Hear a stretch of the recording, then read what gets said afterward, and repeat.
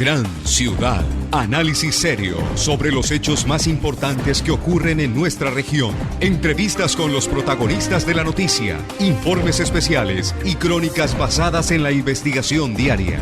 Gran Ciudad es dirigido por el periodista Juan Carlos Hurtado. Gran Ciudad, ciudad. Ahora tenemos el poder de salvar las vidas de nuestra familia y amigos. Podremos dar un paso hacia adelante para abrazar a los nuestros. Podremos dar un paso hacia la primavera. Medellín me cuida. Si viene de la FLA, la etiqueta no se despinta si la raspas. Si no es así, es adulterado. Identifica el licor adulterado y exige siempre el licor legal.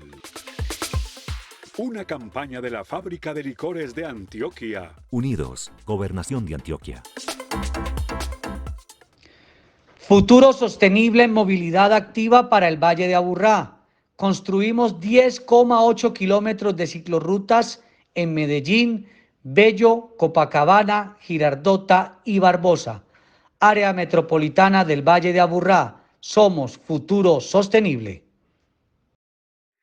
Muy buenos días para todos los televidentes de Gran Ciudad. En la parte técnica nos acompaña el ingeniero Andrés Casas, en la dirección y desarrollo de las noticias, Juan Carlos Hurtado Ochoa, abogado, especialista en Derecho Laboral y en Pensiones. Ya saben que cualquier inquietud en materia jurídica nos pueden escribir o llamar a los teléfonos que aparecen en pantalla. Vamos a empezar con noticias hasta ahora, antes de entrar con el consultorio jurídico, que tenemos un invitado muy especial, como lo prometimos el día de ayer.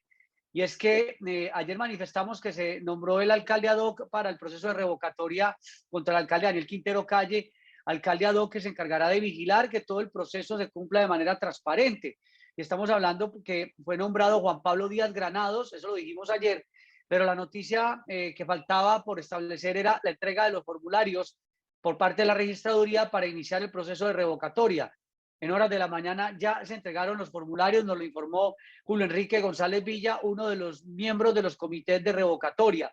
Inmediatamente, seguidores de la administración municipal de Daniel Quintero Calle comenzaron una campaña por redes sociales diciendo que esa revocatoria no debe prosperar porque el alcalde fue elegido con 304.000 votos, que fue el voto mayoritario, que fue una votación histórica y que por lo tanto pues la revocatoria no debería dar lugar a ello. Pero es herramienta constitucional y si el alcalde está tranquilo con su labor, pues no debe temer frente al tema, pero viene una situación muy complicada para el mandatario local, entre otras cosas porque el tema de COVID no se ha podido superar, están faltando vacunas, la reactivación económica no ha sido nada sencilla, la situación no es fácil y además hoy estaba escribiendo la representante a la Cámara, Margarita María Restrepo, que por qué el alcalde está inaugurando obras diciendo que las obras son de él y no de otros mandatarios. No nos digamos mentiras.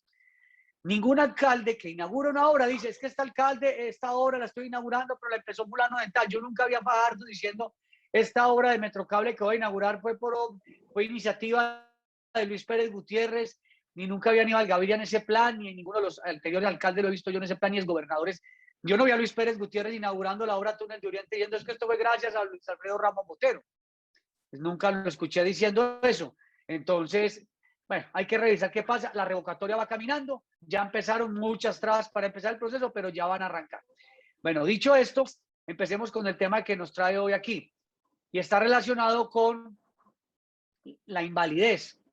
La invalidez para buscar una pensión de invalidez, bien sea por una enfermedad o por un accidente de trabajo o también, ¿por qué no?, por un accidente de tránsito. Bueno, por un accidente que pueda dar una capacidad mayor al 50% de calificación y que pueda dar como resultado esa pensión.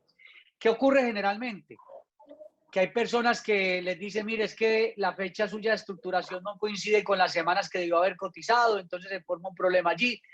Y ahí es donde tienen que entrar los médicos expertos en daño corporal para ayudar a construir una historia que pueda permitir establecer cuándo realmente empezó esa discapacidad o esa incapacidad o esa estructuración. Y los médicos en esto son sumamente fundamentales para quienes somos abogados, apoyarnos en ellos y poder obtener una pensión de una persona que la está necesitando. El invitado nuestro tiene una ventaja muy grande y es que es médico experto en daño corporal, y ha trabajado con todo el tema de las calificaciones de invalidez. Pero además es abogado, es decir, entiende muy bien el tema desde lo jurídico y desde lo médico.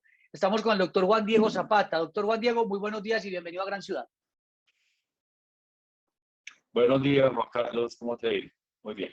Muy bien, pues contémosle primero a nuestros televidentes, doctor Juan Diego, ¿usted actualmente a qué se dedica? ¿Cómo es el tema suyo de las calificaciones de pérdida de capacidad? ¿Cómo es el trabajo suyo como para que la gente nos comprenda un poco?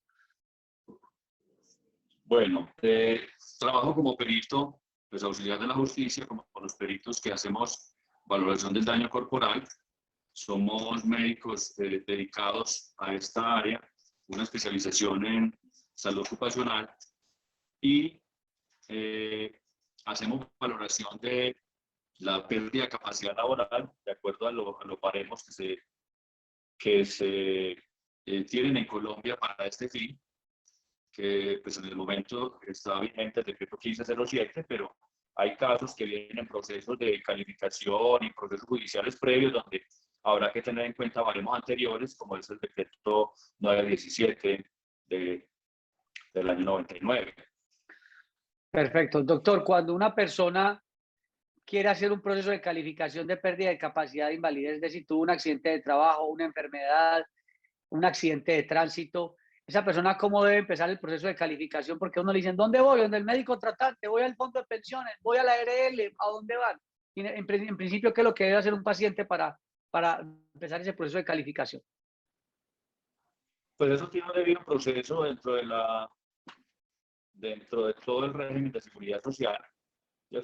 Si es un accidente de trabajo, pues obviamente está su informe de accidente de trabajo, la ARL responsable de ese manejo, de esa atención de ese paciente frente a la parte de salud, inicia todo un proceso de rehabilitación, si requiere cirugías, si requiere procesos de terapia física, rehabilitación, el pago de sus incapacidades. Pasado cierto tiempo, se solicita al médico tratante, se le solicita un concepto de rehabilitación. El médico, si considera que todavía el paciente requiere más procedimientos o más cirugías, pues informa que el concepto pues todavía no se ha estructurado, digamos así, la patología, entonces el paciente debe continuar con su incapacidad y su tratamiento. Cuando ya se obtiene un concepto, digamos, desfavorable de la patología, o sea favorable, que el paciente quiere volverlo a reintegrar, pues se hace un proceso de calificación de las secuelas y se define con qué porcentaje de pérdida quedó.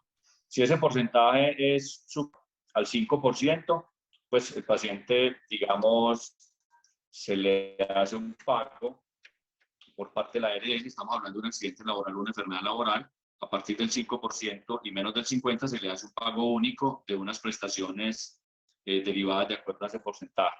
Si es mayor al 50%, entonces estaría en un estado de invalidez, sería la ARL quien, en el caso de enfermedad o accidente de trabajo, quien corra con esas prestaciones de la pensión de ese paciente que está inválido. Doctor Juan Diego Zapata, generalmente hay personas que no alcanzan el 50%.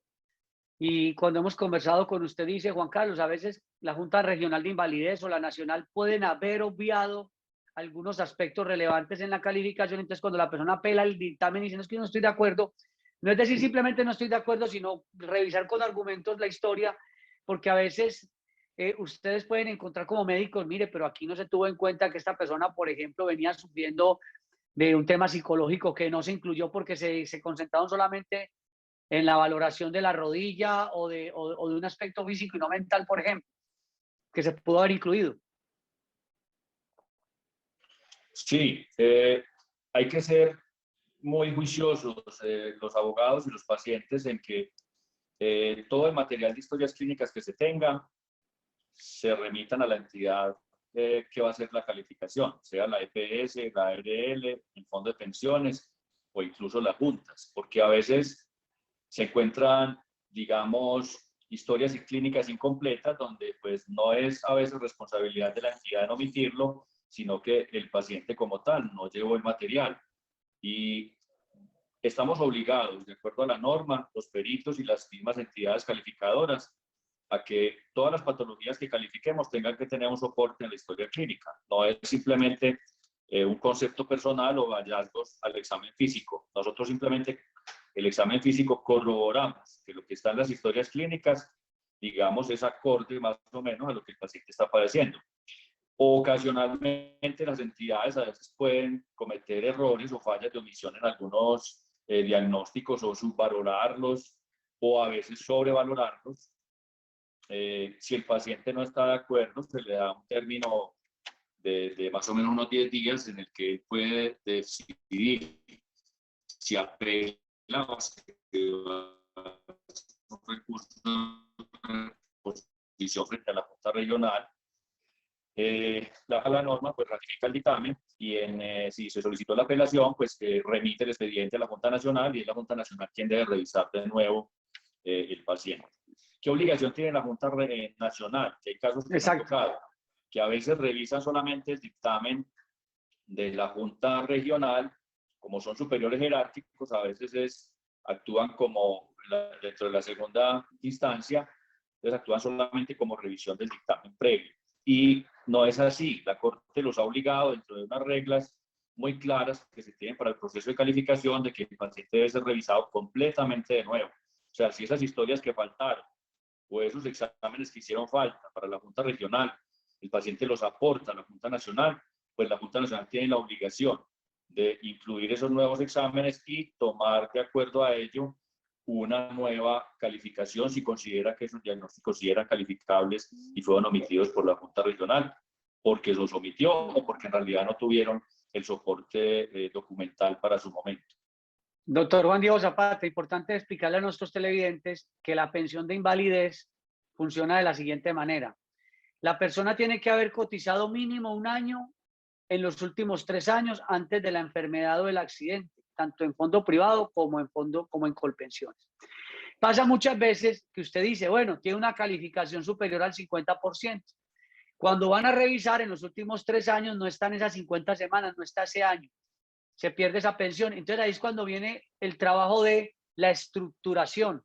¿Qué es la estructuración? El momento en que efectivamente esa persona podría considerarse que ya tenía una situación de discapacidad, pero que solamente le dijeron que lo era mucho tiempo después y probablemente antes ya tenía ese posible dictamen, pero por los tratamientos no se le dijo nada. Siguieron tratándolo y luego le dice estructuración 2020 y resulta que la persona venía desde 2015 y en el 2015 sí tenía las semanas cotizadas y ya cuando le dicen en el 2020 que le estructuran, pues obviamente ya queda un bache porque él no siguió cotizando. ¿Cómo hacer ese tipo de construcción de estructuración para que no se pierdan a veces esas posibilidades de pensionarse, doctor? Desde el ámbito médico, obviamente. Sí, la fecha de estructuración, digamos que es uno de los apartes de la calificación en los que se incluye pues la pérdida de calificación, la pérdida de capacidad laboral, la calificación. Tienen, digamos, 3 aspectos fundamentales. Lo que es el porcentaje de pérdida, ¿cierto? Que habíamos aclarado, si es menor al 50 o si es mayor al 50 se da una invalidez. El origen, ¿cierto? Definir si es una patología de origen laboral o no, o es origen común. Y la fecha de estructuración. De estos 3 aspectos, digamos que los que más controversia generan o más dificultades o más procesos judiciales frente a su discusión es la fecha de estructuración. Porque digamos que es un aspecto a analizar mucho más profundo que el simple porcentaje, que digamos es una adecuación de la condición clínica del paciente a unas tablas y nos da un porcentaje, digamos eso aritméticamente y de acuerdo a las fórmulas que se aplican, pues tienen menos posibilidades de error que a veces el análisis frente a la fecha de estructuración, que a veces pero a veces desconociendo condiciones reales o materiales que los pacientes padecen y que en realidad son el momento de estructuración. Es de ahí que la Corte Constitucional pues, ha sacado múltiples sentencias en casos especiales, porque pues, si no vamos a la norma, a lo taxativo del manual, a lo taxativo del normativo, se queda muy corto frente a las multiplicidad de situaciones que presentan los pacientes para poderlo estructurar adecuadamente, y sería injusto que un paciente no pudiera acceder a los derechos de la seguridad social simplemente por ser ceñidos a un criterio normativo que desconoce otros aspectos de la persona. Bueno, La sí, fecha de estructuración no siempre se cumple con el diagnóstico. Excepcionalmente ocurre cuando en los estados de amputación, pues si yo tuve una amputación traumática por un accidente de un brazo, claro, pues esa condición no va a variar, la mano no sí, me va a crecer, o sí, incluso no, no por va a haber supuesto. ninguna. Obviamente el paciente entra dentro de un proceso de rehabilitación psicológico y funcional de su muñón o de incluso una prótesis, pero el momento clave de la amputación, el momento de estructurarlo es en el mismo momento. Hay situaciones que se pueden adecuar a eso también, cuando los pacientes, frente a un accidente y muchos intentos quirúrgicos y muchos intentos, no se logró establecer la funcionalidad de un órgano, así hayan pasado 2 o 3 años, 4, y el paciente quedó en el mismo estado que estaba inicialmente. Entonces la fecha de estructuración sí se corresponde para el momento de eso. Un ejemplo de esto es que han sido dictámenes que he realizado y que he visto mal estructurados, porque pues se ha ceñido a lo que normativamente exige. Es un paciente que tuvo un trauma en un ojo, presentó un desprendimiento de retina, perdió la visión por su ojo derecho. Las entidades que lo calificaron decidieron que, bueno, el paciente estuvo en procesos de cirugía más o menos 3 años. Después de esos 3 años, el oftalmólogo dijo, no hay más que hacer por él, vamos a darle un concepto no favorable. Y la entidad que lo calificó, pues se ciñó a eso, ¿cierto? Porque normativamente también se dice que sí, con el concepto de no rehabilitación del médico, donde se considera que la mejoría médica máxima, pues se estructura, lo estructuraron 3 años después de su condición, y el paciente no había cotizado en esos últimos 3 años al sistema pensional. Entonces, aunque le daba para una cuestión de pronto de invalidez por otras cosas que tenía, pues el paciente no pudo acceder a eso por eso. Entonces reconsulta, yo lo evalúo y digo, hombre, si usted perdió la visión del mismo momento del trauma, le hayan hecho 5 o 6 procedimientos quirúrgicos, se hayan demorado 3 o 4 años porque nuestro sistema de salud es un poco ineficiente es frente a lento. eso, y está usted en el mismo estado en el que estaba previo al accidente, pues el momento suyo es el momento en que perdió su visión, o sea, no se ha recuperado nada. Distinto hubiese sido si ese paciente hubiese recuperado algo de visión. En el momento en que se considera que ese paciente recuperó algo de visión, digamos, 1 año después del evento, que en la tercera cirugía recuperó un poco la visión, a una visión subnormal, medianamente funcional, pues será ese momento en el que se considera que ese paciente pues se puede estructurar. Pero si no hay ninguna mejoría, estamos claros de que ese criterio material, que incluso la Corte lo ha plasmado en la sentencia T594 del 2011, prima sobre ese criterio formal o normalista, debe aplicarse. Los O médicos sea, evaluadores tenemos que tener un conocimiento no solamente de la parte médica, sino también de todas las sentencias que la Corte emite frente a estos casos, porque tenemos que hacer caso a eso, y nuestra función es básicamente pues en pro de que no se atente contra los derechos fundamentales de la seguridad social.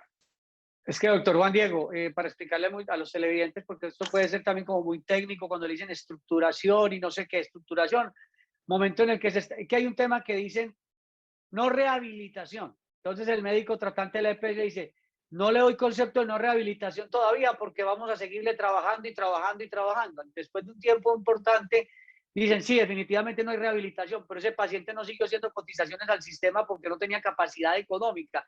Entonces, cuando le vienen a pedir las 50 semanas en los últimos 3 años, pues no las va a tener. Entonces, usted lo que dice es, si esa persona perdió la vista, tuvo un problema con la vista desde el mismo momento en que lo empezaron a atender, lo empezaron a hacer rehabilitación y definitivamente no lo hizo, no le podemos tomar como fecha de estructuración cuando ya no hay nada que hacer, sino desde el momento en que esa persona ya tenía un padecimiento que además no tuvo ninguna mejoría. Si no tuvo ninguna mejoría, pues obviamente la estructuración tiene que ser desde el mismo momento en que ocurrió el accidente, la enfermedad o el diagnóstico inicial. Exactamente. Son casos especiales, porque lo usual es que los tratamientos tengan una utilidad, porque para eso se hace, ¿cierto? Y ahora Sí, hay claro. muchos avances médicos, entonces los pacientes pues pueden tener una mejoría. Son casos excepcionales, pero que hay que tenerlos en cuenta, ¿cierto? En lesiones osteomusculares y eso. Hablando pues de la definición de estructuración, básicamente son las secuelas. O sea, cuando uno definitivamente dice, no, yo quedé con un daño secundario a esto, unas secuelas. O sea, cuando ya usted dice, quedé así y no hay más.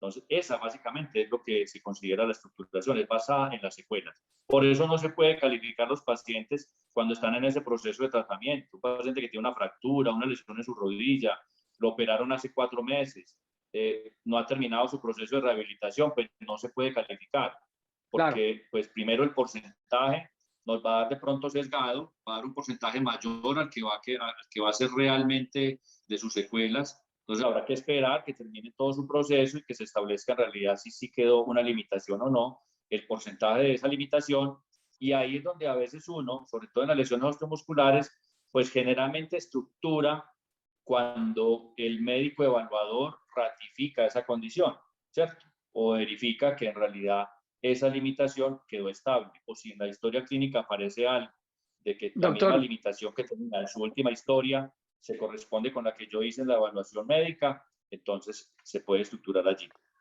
Doctor Juan Diego Zapata, hay otro asunto que tiene que ver con los accidentes de tránsito. Cuando ocurre un accidente de tránsito, muchas veces la persona concilia con quien se presentó la colisión o la dificultad, y esa persona aparentemente físicamente se encuentra bien, y después vienen las secuelas, y cuando ya se puede trabajar otro asunto que es, bueno, ¿y cómo vamos a tasar los daños y los perjuicios? Va a ser muy complicado porque ya la persona dejó que la otra persona se fuera, conciliaron sin haber antes haberse sometido a un tema médico, porque hay enfermedades o situaciones del accidente que pueden salir después. ¿Qué consejo dar frente a ese asunto que a veces por la pereza de llamar al tránsito o de agilizar podemos estar cometiendo un grave error también cuando es accidentes de tránsito? Sí, hay que ser muy claros con eso, porque cuando uno se salta esos pasos de un debido proceso, así sea de tránsito, pues es difícil demostrar que esas lesiones sí fueron del evento del accidente o pueden ser posteriores, porque pues en esta área de calificación uno encuentra de todo, ¿cierto? Pacientes que quieren defraudar el sistema, en realidad tienen actos simulatorios o que condiciones de salud que no fueron adquiridas por un evento traumático en su labor, las quieren meter por ahí, entonces tienen que ser estricto y la norma también nos exige. O sea, ¿qué pasa también con la fecha de estructuración? En muchos casos, toda la calificación, como lo dije ahora, se basa en un soporte clínicas. Nosotros hacemos un dictamen pericial que cumple función probatoria dentro de un proceso judicial, pero esa prueba se nutre de pruebas. O sea, yo no hago un informe simplemente con un concepto personal o como de experto y me voy a oponer simplemente con mi conocimiento y con mi experticia, sino con unas pruebas también que tienen que estar plasmadas en el informe. O sea, no es un tema caprichoso. Lo que usted va a analizar no es un tema caprichoso, me opongo porque sí, sino lo que hay. Y en casos, sobre todo, de ficción de sobrevivir, son pacientes que, como dices, no, que lo que usted hace no es un trabajo caprichoso, es que me opongo porque sí, usted tiene en cuenta la historia médica del paciente y con base en esa historia usted dice, hombre, sí, definitivamente esto está muy bien, o definitivamente, ve, aquí pudo faltar esto, porque obviamente en esa historia tiene unos insumos importantes también para tener en cuenta, no es que usted arranque de cero con la historia. Y a este caso es lo que voy a referirme porque los médicos... Sí, así es. Los médicos peritos, pues, tenemos posibilidades dentro del proceso de definir qué fuerza o certeza pueden tener algunas de nuestras partes. A esto voy porque fue un caso particular. Es una paciente con una parálisis cerebral desde la infancia. Son pacientes que a veces las familias, y son niños en general muy aliviados, o sea, no consultan por nada más, entonces a veces los papás los crían en su casa, nunca fueron escolarizados porque no tienen una capacidad escolar, los papás los cuidan bien, los tienen, pero nunca consultan al médico. Resulta que muere el padre digamos que era el causante de la pensión o quien tenía la pensión, y después de ello le dicen a la familia, mire, pero la pensión la pudo haber heredado la niña discapacitada, consulten a un médico. Entonces ahí consultan al psiquiatra o a un neurólogo y efectivamente el neurólogo dice, sí, la niña tiene una discapacidad mayor, está completamente, tiene una alteración mental importante. ¿Qué pasa ahí? Entonces nos llegan con ese caso los médicos calificadores o van al proceso de pensionarse. El fondo de pensiones lo recibe y dice, sí, efectivamente, tiene un porcentaje mayor al 50%, es una persona con una discapacidad mental importante, pero la fecha de estructuración se considera con la última evaluación del psiquiatra, quien es quien determina el estado mental de esta paciente. Resulta que esa evaluación del psiquiatra fue posterior a la muerte del causante de la pensión, entonces esa pensión de sobreviviente pues es pegada por la entidad, obviamente, porque fue posterior estructurada posterior a la muerte del causante. ¿Qué pasa también cuando ese caso nos llega, cuando me llegó? Pues yo digo, sí, técnicamente yo estoy obligado a estructurarlo con una prueba material, que es el informe del psiquiatra, y igual lo estructuraré ahí, pero uno puede dejar la puerta abierta porque el dictamen no es una fuerza dentro del proceso, el dictamen es una ayuda para el juez. Los peritos no somos quienes definimos una condición de invalidez. El juez se puede apartar completamente del dictamen o apartarse de alguno de los ítems del dictamen y decir, yo tomo el porcentaje que está definiendo el doctor, me parece adecuadamente valorado, pero la fecha de estructuración vamos a analizarla por otro lado. Entonces, donde los peritos cumplimos una función importante, porque yo en un proceso lo hice y dije, bueno, esta niña, de acuerdo, técnicamente se me es obligado estructurarla con una prueba en la historia clínica y es para el 14 del año 2014. Sin embargo, el psiquiatra expone que es una condición desde la infancia, las historias clínicas previas deberá ser es donde el juez, de acuerdo a su arbitrio, definirá si mediante pruebas testimoniales las personas cercanas a ella, familiares o vecinos, deciden sí, la niña es así desde chica, entonces podrá definir, de acuerdo al porcentaje que yo doy, que la fecha de estructuración es anterior a la muerte del causante y podrá de pronto acceder al beneficio de una pensión efectiva. Esto que usted nos dice, doctor, desde el ámbito, ya hablemos de lo jurídico, usted también es abogado, afortunadamente, y entiende. Es por eso muy importante que en las familias, cuando hay personas con situación de discapacidad, pero que nunca se dan a la tarea de hacerle una calificación y una valoración, pues porque no están pensando en que el padre va a fallecer o la madre va a fallecer inmediatamente o muy rápidamente, pues sí es bueno hacerlo. Es bueno ir haciendo ese tipo de trámites por lo que usted dice, porque cuando ya van a hacer el trámite, probablemente después de fallecido quien tenía la pensión, van a decir, sí, la persona sí es discapacitada o está en situación de discapacidad, pero es posterior al fallecimiento de quien se pensionó, entonces no tiene derecho. Cuando esa persona obviamente ya venía con esa, lo que llamamos nosotros la enfermedad congénita, que la Corte Constitucional también ha dicho, no importa, si la persona nació con una enfermedad congénita, usted no puede venir a aplicarle temas de estructuraciones en los últimos 3 años porque esa persona nació así. ¿Cómo le va a decir la estructuración si la persona nació con la enfermedad? Pues obviamente eso es imposible. Entonces hay cosas que uno tiene que analizar y las familias revisar qué familiares están con esa situación para ir haciendo, no sé si unas calificaciones preliminares, bueno, tener esos dictámenes a la mano. ¿Usted qué opina de eso, Doc? Para hacer unas calificaciones, ¿qué, perdón? O sea, si uno sabe que hay un familiar, como el de la niña que usted mencionaba, es bueno que le hagan la calificación, uno saber qué porcentaje tiene certificado para que cuando los padres, alguno de ellos fallezca y tengan la pensión, el trámite sea más sencillo para darle esa pensión de invalidez o la pensión especial por hijo discapacitado. Porque cuando no hay la calificación se vuelve una cosa muy difícil. Así es, claro, estamos de acuerdo. Lo ideal es anticiparse para no llegar a ese problema de esos procesos judiciales. Respecto a lo que hablabas frente a las personas con discapacidad, la Corte también ha fallado y digamos que el nuevo manual que sale en realidad no es un nuevo manual, es una modificación de algunos de los aspectos del decreto 1507 pero que también se quedaron cortos en eso. Frente en la fecha de estructuración quedó definida de igual forma que está en el decreto 1507 y no se tiene en cuenta, digamos, esos aspectos normativos que la jurisprudencia ha definido a los casos especiales de estructuración. Y a esto voy. Son pacientes que tienen una enfermedad congénita o adquirida en la infancia. Yo tuve un ingeniero de sistemas que a los 11 años de edad tuvo un infarto medular, o sea, en la médula espinal, una de las arterias se tapó, dejó sin oxígeno su médula espinal y a partir de ahí él quedó inválido, casi cuadraplégico, porque fue una lesión muy alta. Eso es similar a cuando hay una lesión traumática de la médula, el paciente prácticamente quedó inválido, digamos, postrado.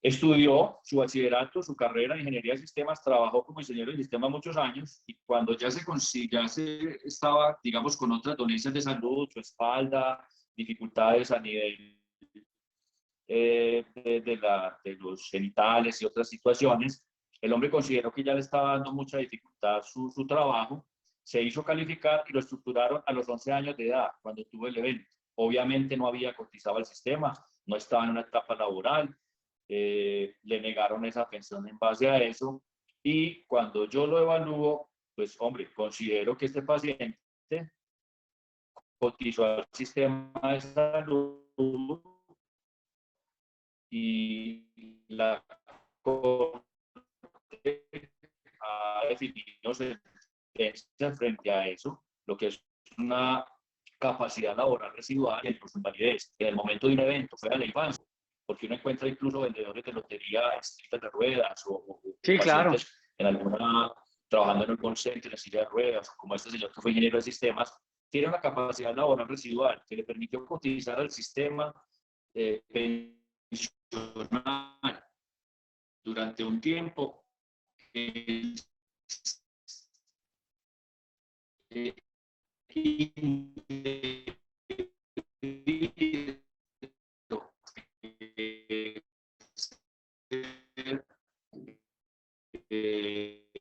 que el fondo de pensiones no le tenga en cuenta estas semanas cotizadas al sistema para que se defina esto. Entonces, ahí es donde nos dan la Corte la posibilidad a los médicos evaluadores a que definamos nosotros cuál es el momento real en el que el paciente si ya pierde una capacidad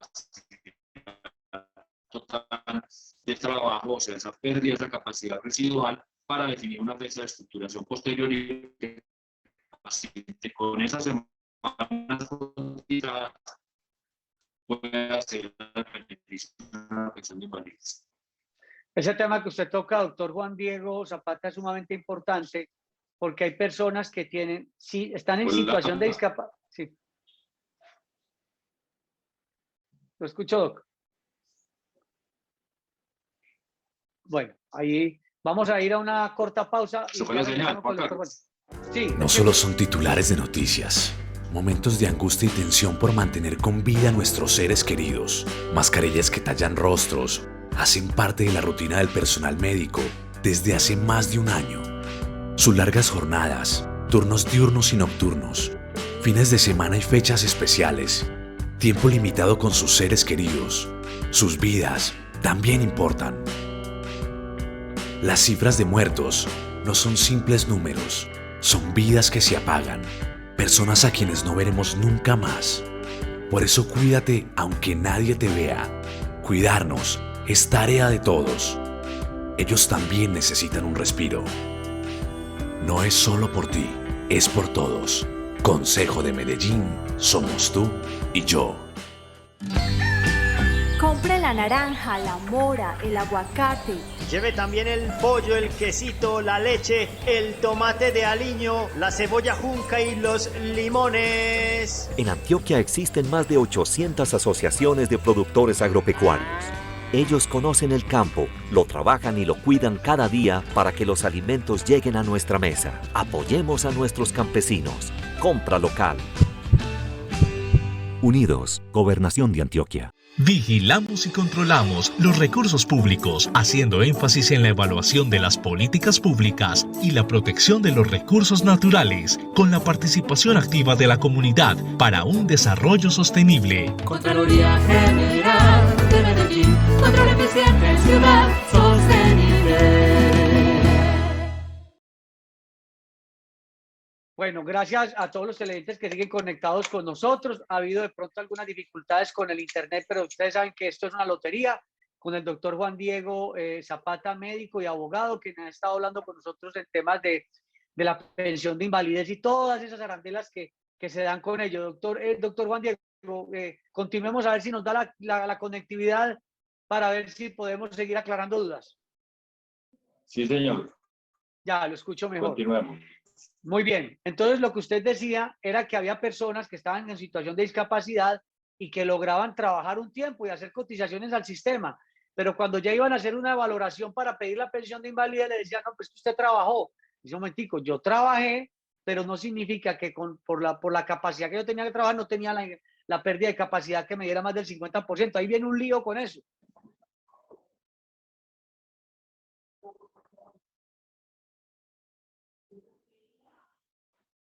Doctor, escucha. Sí, un poco entrecortado. Un poco entrecortado, sí, tenemos dificultad con el internet. Vamos a tener que hacer una cosa, doctor Juan Diego. Para la próxima semana hacer nuevamente el programa para que de pronto con mejor conectividad sigamos ampliando. Igual ya hemos aclarado muchas dudas sobre el particular. Yo le agradezco mucho su acompañamiento hoy, doctor Juan Diego Zapata, sobre estos temas de invalidez. Bueno, con mucho gusto, Juan Carlos. A la orden siempre. Un abrazo y muchas gracias. Bueno, el diálogo con el médico y abogado Juan Diego Zapata ha sido sumamente importante hoy en Gran Ciudad. Esperemos que hayan podido escuchar buena parte de lo que nos compartió el doctor, toda vez que él nos explicaba aspectos sencillos como las personas que nacen con la enfermedad y se vuelve una enfermedad incapacitante y cómo reclamar la pensión, o qué ocurre después cuando esa persona en algún momento de la vida teniendo la pérdida de capacidad pero hizo cotización al sistema y le niegan la pensión. ¿Qué pasa cuando usted tiene ya el diagnóstico inicial pero después le dicen no, lo suyo se puede rehabilitar y no le dan concepto de no rehabilitación, y después cuando se lo dan ya no ha hecho cotización al sistema de pensiones? Son temas a veces como muy técnicos. Yo lo que invito es a los televidentes que cualquier inquietud que ustedes tengan sobre este tema, nos llamen a los teléfonos que aparecen en pantalla, nos pidan la cita, revisamos su historia, y si hay necesidad de hablar con el doctor Juan Diego Zapata, pues lo hacemos, porque con él lo chévere con él es que como él también es abogado, él no ejerce como abogado en estos temas. ¿Por qué? Pues porque él es perito, entonces él nos acompaña en un proceso de una pérdida de capacidad para defender un dictamen, pero no puede hacer arte y parte. Pero es muy importante porque él conoce mucho la dinámica y sabe cuáles son los derechos fundamentales, sabe en qué momento se pueden pelear, como decimos coloquialmente, todas estas situaciones que son fundamentales. Ingeniero, yo no he podido tener por acá la oportunidad de leer comentarios porque hemos tenido problemas con el internet, pero si usted me dice qué nos han escrito por allí o qué preguntas nos han hecho sobre el tema, yo le agradecería me compartiera, porque probablemente hay personas que están hoy con ganas de saber o tienen dudas sobre lo que hemos dialogado aquí, ingeniero. ¿Hay alguna pregunta que usted ya ha visto por allí que crea que la podemos compartir o resolver acá? Miremos a ver, porque yo aquí, pues yo lo que hago es que cuando estoy transmitiendo estoy revisando, pero si la verdad es que hoy sí el internet hemos tenido dificultades. Y el doctor teníamos mala la señal un poquito, ¿no? Teníamos dificultades con el doctor, él tiene consultorio en el edificio Furatena, en el centro de Medellín, y nosotros estamos en el edificio del Café. Con él nos pasó una situación, hace poco nos llamaron. Esta es una historia compleja, por eso lo invitamos a él hoy, porque en el año 2000 hubo una persona a quien le hicieron un atentado. Cuando la persona la fueron a llevar al hospital, él se cambió el nombre por razones de seguridad. Su padre falleció y él tendría derecho a una pensión de sobrevivientes. ¿Por qué? Porque él es una persona con situación de discapacidad y tiene una calificación superior al 50%. ¿Cuál es el problema? El problema es que la historia que se puede aportar al proceso no se puede aportar porque cuando él ingresó a la clínica, ingresó con un nombre distinto por razones de seguridad. Miren que esto es un tema como de película. Como él ingresó al hospital con un nombre distinto, o sea, yo me llamo Juan Carlos, pero yo me registré como Pedro Pérez por razones de seguridad. Cuando a mí ya me da la pérdida de capacidad y hay que reconstruir la historia y todo eso para pedir la pensión y decir la famosa estructuración, decís que mi estructuración de mi invalidez fue desde el año 2000 cuando me hicieron el atentado. Para poderla aprobar necesitamos la historia médica, de que él ingresó a un hospital, de que toda la cosa, y que fue valorado. ¿Qué ocurre? Como entró con otro nombre, esa historia no existe. El papá de esta persona falleció hace poquito, o falleció hace algunos años. Entonces, se quiere pedir la pensión de sobrevivientes. No se puede porque no coincide la estructuración de la invalidez para poder pedir la pensión, porque la estructuración pareciera que es posterior a la muerte del papá. Oigan pues el cuento. Entonces, ¿qué le toca al doctor Juan Diego Zapata, a quien consultamos sobre este asunto? Es intentar revisar, y lo estamos haciendo con el doctor John Jairo Duque Rico, cómo vamos a hacer nosotros para probatoriamente establecer que en el año 2000 esa persona efectivamente entró a un hospital, aunque se cambió el nombre, eso se puede probar, se cambió por razones de seguridad. Hay que mirar con testigos que esa persona, por ejemplo, andaba en silla de ruedas. Hay que probar con testigos que ese día cuando fue al hospital le cambiaron el nombre por razones de proteger su integridad física. Entonces, todo eso hay que hacerlo y el doctor Juan Diego Zapata podrá probar también desde el ámbito médico, decir, mire, es que esta situación que él tiene no se pudo producir ni hace 2 meses, ni hace 1 año, ni hace 2 años. ¿Cómo construir? Es como construir las bases del origen de esa situación.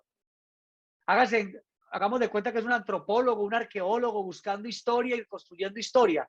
Así les toca a los médicos y a nosotros como abogados empezar a dar esa pelea frente a esos asuntos. Y de hecho el doctor Juan Diego Zapata es de los que asiste a las audiencias y dice, mire, señor juez, yo como perito puedo considerar que si efectivamente a él le dijeron que su estructuración de invalidez fue en el 2014, la situación de él fue desde el año 2000 por esto y esto y esto. Y entonces ya entra uno como abogado. Miren, en el año 2000 hay testigos que pueden probar que este señor cambió el nombre por razones de seguridad para entrar al hospital, por eso no existe historia médica. Hay personas que son testigos que supieron que él sufrió el atentado, el vecino tal, que vivía en el barrio tal, que usaba silla de ruedas, todo eso. Entonces, son cosas que se pueden ir probando en un proceso y que son sumamente importantes. Como les hemos dicho muchas veces, no se puede prometer el resultado en un proceso, pero sí se puede prometer el medio, que es el medio, todas las herramientas para lograr defender y lograr una pensión. Una pensión para una persona con situación de discapacidad es fundamental. ¿Por qué razón? Porque esa persona laboralmente es muy difícil que le den oportunidades. Si a las personas que tienen, pues obviamente todas sus capacidades les da dificultad conseguir un trabajo. Más grave aún para una persona que tiene una situación de discapacidad. Entonces, cuando son personas, por ejemplo, que tienen 50% hacia allá, más del 50% en la pérdida de capacidad, y le falta ahí, es un tema de semanas y organizar una estructuración, es complicado porque esa pensión para esa persona es fundamental. ¿Y quién va a querer defraudar al sistema en un caso como esto? Es más, el gobierno nacional debería, en el tipo de las personas que tengan una discapacidad superior al 50%, pero más que eso debe valer mucha plata, no exigirles cotizaciones, sino simplemente darles una pensión o una media pensión, porque es que esas personas se convierten también en un foco de problemas sociales en las calles, en los semáforos, en todas partes, buscando trabajo, se vuelven una carga muy tesa para las familias que no tienen cómo sostener a las personas con situación de discapacidad. Entonces debería haber un auxilio. Me gustó mucho una noticia que se dio a conocer ayer por parte del Ministerio del Trabajo, hago paréntesis, sobre quienes hayan hecho cotizaciones o trabajado en otros países de América Latina, y hay unos convenios con Argentina, con otros países, anteriormente era con España y con uno que otro país, ya es con varios países de América Latina, no tengo el listado acá, pero ya se abre la puerta para que quienes hayan trabajado, por decir algo, en Argentina, trabajó 8 años en Argentina, entonces en Colombia decir, esos años que trabajó en Argentina, esos 400 semanas, se las aplicamos en Colombia, y ya hay esos convenios, para que entonces entre ambos países se revise cómo se le otorga la pensión a esa persona. Me parece del ministro del Trabajo, Ángel Custodio Cabrera, me parece una decisión maravillosa. A ver, que yo dije ayer, ¿cuál será el veneno de esa decisión? Porque ya uno todo lo que pasa en Colombia en materia pensional, uno lo recibe con beneficio de inventario y con dudas. Ya uno empieza a dudar cuál será el veneno detrás de la situación. Entonces, ahí está ese tema, aplicar semanas de otros países con Colombia. Hay que mirar con cuáles son las cotizaciones o los aportes con quienes hay convenio. Tiene que haber el convenio, se amplió el convenio. Es más, ojalá hubiera convenio también con Estados Unidos. No estoy muy claro si con Estados Unidos ya lo hay, con Argentina, con España hace mucho tiempo lo hay. Están hablando que con Costa Rica, con otros países. Buenísima Muy bueno eso, porque el colombiano que se fue 10 años, 5 años para otro país, pues esas semanas le van a servir para, para construir la pensión en Colombia. Ahora, otra cosa que yo digo que lo pueden hacer ustedes, el que viva por fuera del país, siga haciendo cotizaciones a pensión en Colombia. Aproveche. Así esté unos años por fuera, cotice en Colombia, que usted puede llegar a tener la pensión en Colombia y la pensión en el país donde esté trabajando.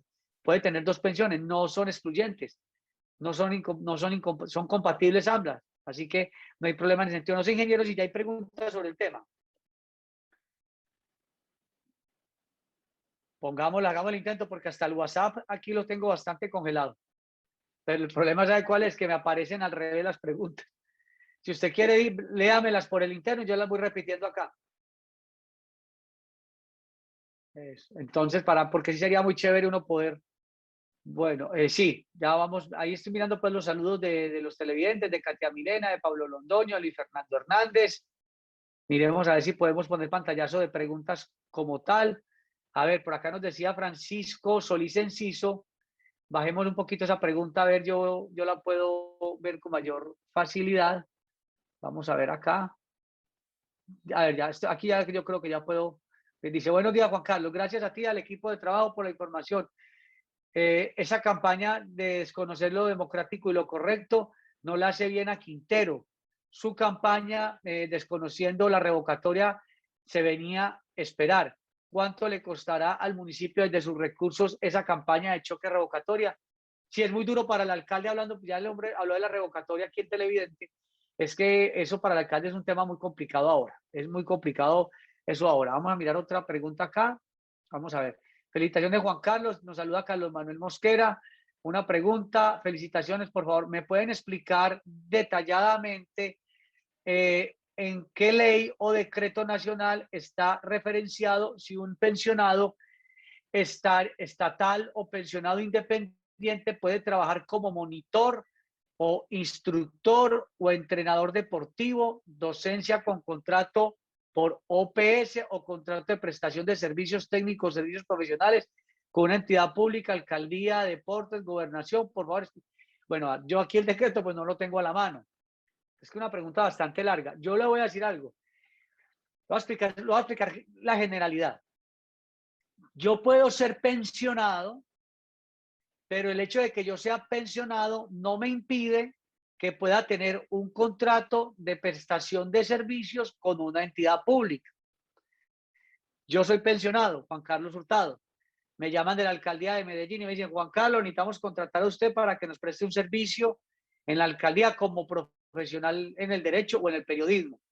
Su contrato de prestación de servicios, vamos a decir, por todo el año es 20 millones de pesos. Si yo soy pensionado, ¿qué me van a exigir a mí? Me van a exigir simplemente que pague mi EPS y los riesgos laborales. La pensión no, porque ya soy pensionado. ¿Por qué los riesgos laborales? Porque si me llega a ocurrir algo en función del servicio, pues puede haber también una pensión de origen laboral que la cubre la ARL. ¿Por qué la EPS? Porque aunque a mí la pensión me descuenta la EPS, esa EPS no me cubre una incapacidad para un evento laboral que yo desarrolle como prestador del servicio. Conclusión, o más bien aclarando el tema, yo puedo celebrar contratos de prestación de servicios con entidades públicas o privadas y no estoy obligado a pagar pensión, pero sí riesgos laborales y la EPS. Ahora, el televidente me está preguntando seguramente porque él quiere ser técnico, no sé si es que él quiere trabajar en el INDER Medellín o no sé, ya tendría que ser el contratante, revisar el perfil, si el del pensionado le sirve o no le sirve, porque no es obligatorio de una entidad pública o privada contratar a alguien, es potestativo. Ellos pueden encontrar, sí, es que Pedro Pérez para nosotros es fundamental para la labor que va a desempeñar, celebremos con él el contrato de prestación de servicios, pero usted no podría de pronto acudir a una acción de tutela o a un derecho de petición, bueno, un derecho de petición sí, a exigir que lo contraten, porque eso ya es potestativo de ellos, porque no es un concurso en el que usted no se sometió a un concurso ni es una vinculación, no, simplemente una prestación de servicio. ¿Que se puede hacer? Claro que se puede hacer. Lo que pasa es que lo que no pueden pagarles pensión, vincularlo no lo pueden vincular, porque ya usted se pensionó, ahí sí no, pero que lo pueden contratar, porque es que el contrato de prestación de servicio no es un contrato de trabajo, es una prestación de un servicio como su nombre lo indica. Ojalá pues haya quedado clara la inquietud. Dice Carlos Manuel Mosquera que, es que tiene varias preguntas acá, que en el caso de secuelas posteriores del COVID-19 por pandemia, como se aplica en Colombia, cuáles serían los pasos a seguir, porque a veces las secuelas no se ven en los primeros 14 días según seguimiento del COVID-19, sino después de 3 o 6 meses de un año, después de afectado su cuerpo, olfato, gusto, Entonces, la verdad, pero secuelas ¿en qué sentido? ¿A quién reclamarle? Ah, bueno, aquí me sigue preguntando la prueba en antígeno, esta se hizo. O sea, si él me está hablando a mí de una incapacidad, pues usted cuando tenga secuelas, es que ¿a quién le va a reclamar uno? Mire, voy a decir por qué es tan difícil reclamar. Cuando las personas se están vacunando, ustedes lo han visto que a ustedes los ponen a firmar un documento donde dice que usted es consentimiento informado. Usted está autorizando que sabe que la vacuna puede producir aspectos secundarios y usted se vacuna. ¿Saben por qué lo hacen? Para que el día de mañana usted no vaya a demandar a Confama o a la EPS diciendo o al gobierno nacional que a usted le pusieron una vacuna que le dejó secuelas. Cuando a usted el COVID le produce secuelas, la responsabilidad no es de la EPS. La responsabilidad de la EPS puede ser que a usted le den una incapacidad si usted sigue enfermo, pero por las secuelas nadie le puede responder. ¿Por qué? Pues que es una enfermedad que nadie conoce. Una enfermedad, lo único que están haciendo es poner la vacuna y con todo y la vacuna le están diciendo, yo le pongo la vacuna, pero fírmeme aquí donde me dice que usted es consciente de que algo puede pasar, que puede haber un efecto secundario. Y si no, no le ponen la vacuna. Si usted no llena ese formato, no. Todos los que se han vacunado lo saben. Entonces, a ver, nosotros tenemos derechos y deberes. Yo tengo derechos, pero a mí también me asisten unas obligaciones. Entonces, yo no podría, por las secuelas de un COVID que nadie lo esperó, nadie aquí, pues, no fue negligencia de nadie, ¿a quién le voy a reclamar yo sobre eso? ¿Qué más preguntas? Acá me está preguntando Olga Castillo. En caso de la columna, tengo cirugías, varios bloqueos, pero no me es imposible trabajar. Olga, lo más importante, Olga, es que te hagas el proceso de calificación para ver qué se puede hacer frente a ese sentido y si hay lugar de pronto una pensión de invalidez. Hay que mirar ese aspecto. Por aquí también nos está preguntando nuevamente, bueno, Carlos Manuel, acá me dice Carlos Manuel que feliz Día del Padre. Ese Día del Padre está más embolatado, es como el Día de la Madre. Carlos Irala Costa dice saludos a todos, yo persona con autismo, siempre con sintonía con la agenda propia. No, este tema que pregunta, es más, con lo del COVID ha habido tanto problema que no estaban dando ni siquiera incapacidades, cuando la persona no se sabía si estaba positiva o no. En fin, por acá, ¿qué más nos preguntan? Bueno, ahí están pues ya varias situaciones. Yo les agradezco a todas las personas que se han conectado con nosotros. Vienen muy buenas noticias entonces para las personas que en otros países están viendo cotización, además que es retroactivo, o sea que podemos tomar las semanas. O sea, el presidente y el ministro dijeron ayer que ya se podía, pero si usted hace 5 años trabajó en Argentina o trabajó en otra parte, todos esos tiempos le van a tener en cuenta. Yo los invito para que nos llamen en horario de oficina al 444-5314, 301-786-9136, nos preguntan de los temas jurídicos, subieran los temas, qué abogados quieren que traigamos acá, qué invitados, aquí hablamos de política, de temas jurídicos, de temas sociales, hablamos de todo un poco. Ya saben que estamos siempre muy pendientes de ustedes. Gracias por acompañarnos. Gracias también al ingeniero Andrés Casas y un feliz fin de semana y feliz Día del Padre anticipado para todos. Una bombilla puede hacer la diferencia. Con Antioquia LED reduciremos las emisiones de gas carbónico, mejoraremos la percepción de seguridad, generaremos un ahorro energético a los municipios, impulsaremos la conectividad rural y tendremos un departamento más sostenible. Para millones de personas, cambiar un bombillo es algo simple. Para nosotros, representa el futuro.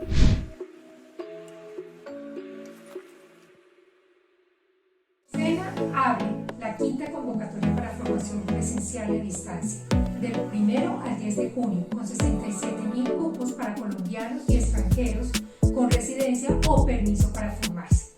Los interesados pueden inscribirse en www.senasofiaplus.edu.co a programas de niveles operarios, técnicos, auxiliares, tecnólogos y especializaciones tecnológicas en temas como economía naranja, industrias 4.0, medio ambiente, sector agropecuario y habilidades digitales.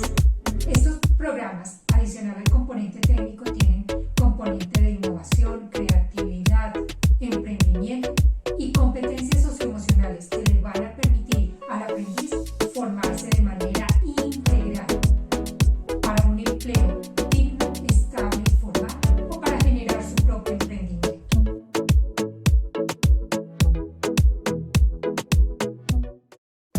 Juan Carlos Hurtado Ochoa y su grupo de abogados, conformado por exmagistrados y exjueces, lo asesoran en temas como pensión de vejez, invalidez, pensión de víctimas por la violencia, traslado de fondos privados a Colpensiones, derecho laboral, despidos sin justa causa, contratos que no corresponden con la realidad e indemnizaciones. También afiliación a EPS, riesgos laborales y pensiones. Llámenos en horario de oficina 444-5314. Juan Carlos Hurtado Ochoa.